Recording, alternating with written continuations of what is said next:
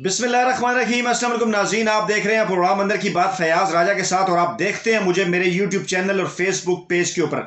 दोस्तों, एक अहम और बड़ी खबर के साथ आपकी खिदमत में हाजिर हुआ और बड़ी खबर यह है कि कप्तान का एक इंतहाई बड़ा इकदाम था जिसके बाद एक अहम इदारे की जानिब से छोटापन जो है वो सामने आया है। बड़ा इकदाम यह है कि सबको मालूम है कि पाकिस्तान से बाहर बैरून मुल्क पाकिस्तानी एक बड़ी तादाद में आबाद हैं जिनकी तादाद जो है वह 90 लाख से तकरीबन 1 करोड़ के करीब है सरकारी एदाद शुमार के मुताबिक। और एक बड़ा दरीना मुतालबा था कि ओवरसीज पाकिस्तानियों को जो है वो वोट डालने का हक दिया जाए।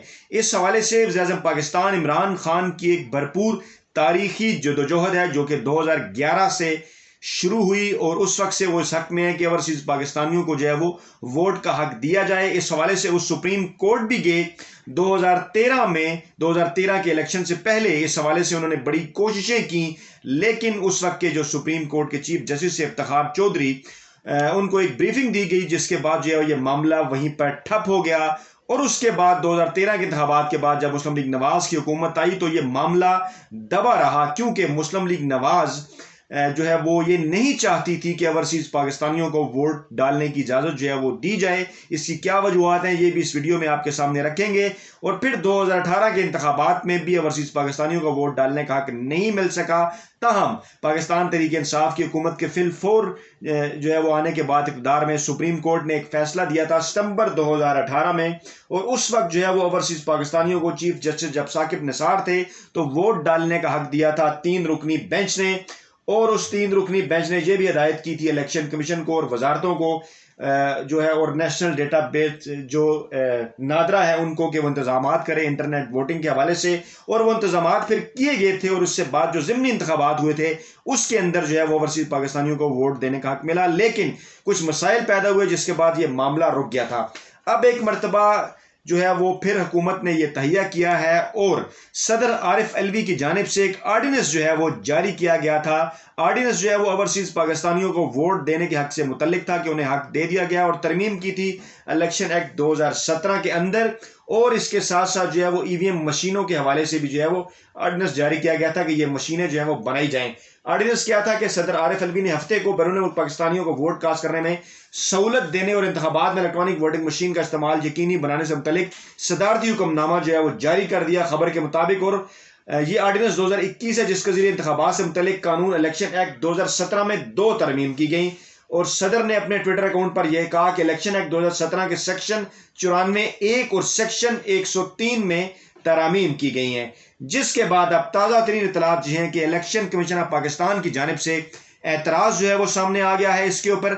और इलेक्शन कमीशन ने ईद के बाद जो है वो इजलास बुलाने का फैसला किया है। इलेक्शन कमीशन का एतराज़ ये है कि अपोजिशन को एतमाद में नहीं लिया गया और इलेक्शन कमीशन को एतमाद में नहीं लिया गया। अब जहां तक अपोजिशन को एतमाद में लेने का ताल्लुक है, इस हवाले से मैं कुछ बैकग्राउंड आपके सामने रखना चाहता हूं कि कैसे वज़ीर-ए-आज़म पाकिस्तान इमरान खान ने एक पूरी एक तरतीब है कि जब ज़िमनी इंतखाबात में धांधली के हवाले से इल्ज़ामात लगाए गए तो उसके बाद फिर जो है वह फवाद चौधरी को, डॉक्टर बाबर रहमान को ये जिम्मेदारियां सौंपी गई। इस हवाले से पहले भी इत्तलात थी कि हुकूमत इसके ऊपर काम कर रही है।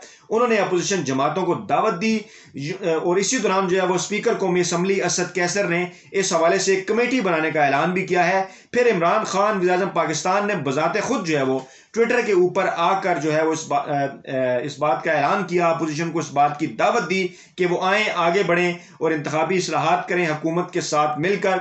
इस हवाले से उनके जो 13-14 निकात थे बड़े अहम, वो भी सामने आए, उसके ऊपर हम वीडियो कर चुके हैं। फिर उसके बाद जो है वो बाबर रहमान और फवाद चौधरी ने एक प्रेस कॉन्फ्रेंस की और प्रेस कॉन्फ्रेंस में पूरा इस्लाहाती एजेंडा जिसके 49-50 के करीब जो है वो नुकात थे वो जो है अपोजिशन जमातों के सामने रखा और ये कहा कि ये जल्द पार्लियामेंट के अंदर भी लाया जाएगा। अपोजिशन को एक मरतबा फिर जो है वो उन्होंने दावत दी, लेकिन इसी दौरान पीपल्स पार्टी की जानिब से तो दबे अल्फाज में खैर मकदम किया गया, लेकिन पाकिस्तान मुस्लिम लीग नवाज की जानिब से मजाक इसका उड़ाया गया। शहबाज शरीफ ने रद्द किया, मरियम नवाज ने जो है वो तज़ीक अमेज़ ट्वीट किया, राना सनाउल्लाह ने भी इसमें जो है वो ईवीएम EVM मशीनों को, अलीमा बाजी की मशीनों का जिक्र करते हुए तंज किया, जबकि एहसन इकबाल ने कहा इसकी ज़रूरत ही नहीं। शायद खकान अब्बासी ने भी इसकी जो है वो भरपूर मुखालफत की। ये वो माहौल था जिसके अंदर जो है वो सदर डॉक्टर आरिफ अलवी की जानिब से जो है वो ये जो तरमीमी आर्डिनेंस है ये जारी किया गया।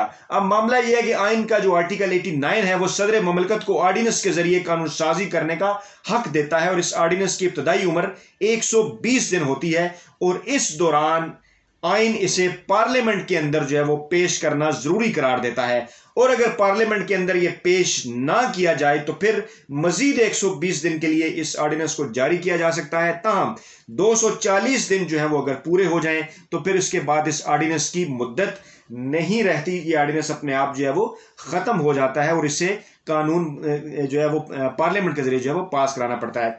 अब इस मौके के ऊपर जो है वो बाज लोगों की जानिब से ये एतराज़ात भी सामने आए कि अगले 240 दिनों के अंदर कौन से इंतखाबात होने जा रहे हैं कि हुकूमत इतनी जल्दी में है।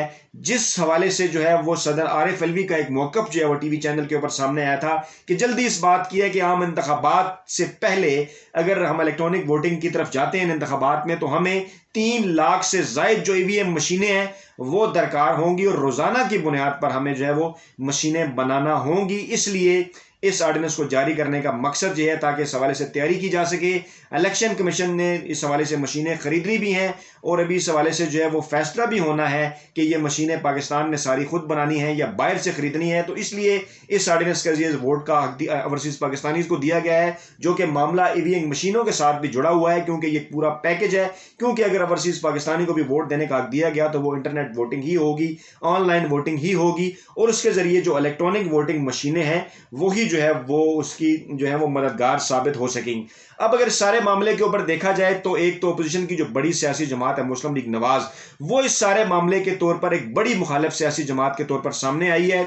इसकी क्या वजूहत है? इसकी वजूहत नाज़रीन ये हैं कि एक आम तासुर है कि ओवरसीज पाकिस्तानी जो तकरीबन 90 लाख से जायद की तादाद में जो है वो बैरून मुल्क में मौजूद हैं, उनकी जो एक बड़ी तादाद है वो पाकिस्तान तहरीक इंसाफ को पसंद करती है, इमरान खान को पसंद करती है और इमरान खान को वोट करना चाहती है। इसलिए अपोजिशन की बड़ी जमात मुस्लिम लीग नवाज को खास तौर से इस बात का खतरा है कि आइंदा आने वाले इलेक्शन में 2023 से पहले अगर ओवरसीज पाकिस्तानियों को वोट देने का हक दे दिया तो वो गेम चेंजर हो सकते हैं। क्योंकि उन 60 लाख वोटर्स में से जो 60 लाख 90 लाख में से 60 लाख के करीब वोटर हैं, 60 लाख वोटर्स में से एक बड़ी तादाद अगर जो है वो इमरान खान को वोट करती है लाखों की तादाद में, तो बिल्कुल जो है वो तहरीक इंसाफ के जो सरबराह है इमरान खान उनके लिए जो है वो मुल्क के अंदर एक 2/3 अक्सरियत हासिल करना जो है वो आसान हो जाएगा और उसके बाद अवाम के मफाद में जो है वो कानून साजी की जा सकती है। इलेक्शन कमीशन का क्या मामला है? इलेक्शन कमीशन का मसला ये है कि इससे पहले चंद हल्कों के अंदर ज़मीनी इंतखाबात के अंदर जब उनको सारे मामले की तैयारी करने का हुक्म दिया गया था तो वो इसके ऊपर नाकाम रह गए थे, वो प्रॉपर इंतजाम नहीं कर सके थे।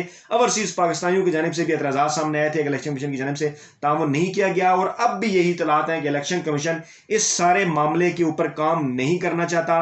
हालांकि आइनी और कानूनी जिम्मेदारी है इलेक्शन कमीशन की कि हुकूमत अगर उन्हें कोई इस किस्म का टास्क देती है तो वो उसके ऊपर अमल करें। इलेक्शन कमीशन को भी जो है वो ये बात समझनी होगी कि ओवरसीज पाकिस्तानी जो है वो पाकिस्तानी मईशत की भी रीढ़ की हड्डी हैं और इसके अलावा भी पाकिस्तान के दीगर कई मामलात में वो अहम तरीन किरदार अदा करते हैं। और इलेक्शन कमीशन को भी यकीनी तौर पर हुकूमत को भी जो है वो एतमाद में लेना चाहिए और इलेक्शन कमीशन को भी आगे बढ़ के इस सारे मामले को देखना होगा। क्योंकि अफसोसनाक बात इसमें यह है कि वज़ीर-ए-आज़म पाकिस्तान इमरान खान ने एक बड़ा इकदाम उठाया जबकि इलेक्शन कमीशन जो है वो अब इस सारे मामले से भाग रहा है। जो अहम इदारा है वो शायद ये काम जो है वो करना नहीं चाहता। तो ये है नाज़रीन वो ताज़ा तरीन सूरत-ए-हाल और सारे मामलात जो मैंने आपके सामने रखे। वीडियो के कमेंट बॉक्स में ओवरसीज़ पाकिस्तानियों से भी दरख्वास्त है कि वो अपना फीडबैक जरूर दें, दीगर पाकिस्तानियों से भी दरख्वास्त है कि वो अपना फीडबैक जरूर दें। नई वीडियो के साथ जल्द आप खिदमत में हाजिर होंगे। अपना बहुत ख्याल रखिएगा। अल्लाह हाफिज़।